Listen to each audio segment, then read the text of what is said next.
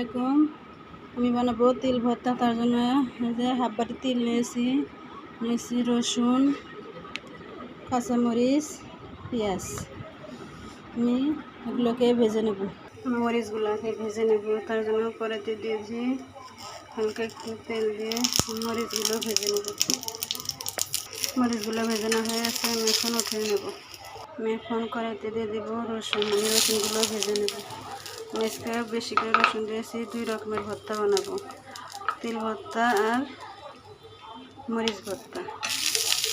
এই জন্য রসুনগুলোকে ভেজে নেব। রসুনগুলো আমার ভেজে না হয়ে গেছে, আমি এখন রসুন উঠিয়ে নেব। আমি এখন এই তেলের ভিতরে দিয়ে দেব পেঁয়াজগুলো আমি ভেজে নেব। পেঁয়াজগুলো সুন্দর করে ভেজে নেব। পেঁয়াজগুলো ভেজে না হয়ে গেছে, আমি এখন পেঁয়াজগুলো উঠিয়ে নেব। মরিচ ভর্তা বানাবো, তার জন্য আমি শুকনো মরিচ ভেজে নেব। হালকা একটু তেল দিয়ে আমি শুকনো মরিচ করে ভেজে নেব। মরিচগুলো ভেজে নেওয়া হয়ে গেছে, আমি এখন নামিয়ে নেব। চুলাতে একটা কড়াই দিয়েছি, কড়াইয়ের মধ্যে তেল দিয়ে দেবো। তেলগুলো ভেজে নেব। ভেজে নেওয়া হয়ে গেছে, আমি এখন চুলাটা বন্ধ করে দেবো, দিয়ে নামিয়ে নেব। আমি তেলগুলোকে পাটায় নিয়েছি। আমি আজকে পাটায় বেটে ভর্তা বানিয়ে দেখাবো। আপনারা চাইলে ব্লেন্ডারেও করতে পারেন, তবে পাটাতেই মজা বেশি। দেখেন আমি বেটে নিয়েছি, এরকম করে সবগুলো বেটে নেবেন। তেল বেড়েছে, এরকম করে আমি সবগুলো বেটে নেব। দিয়ে দেবো স্বাদ মতো লবণ, দিয়ে দেবো ভেজে রাখা মরিচ, দিয়ে দেবো রসুন, আর দিয়ে দেবো ভেজে রাখা পেঁয়াজ। দিয়ে আমি এক জায়গায় বেটে নেব। আর তেল বাটা আমার হয়ে গেছে, আমি এখন এগুলো বেটে একসাথে মিশিয়ে নেব।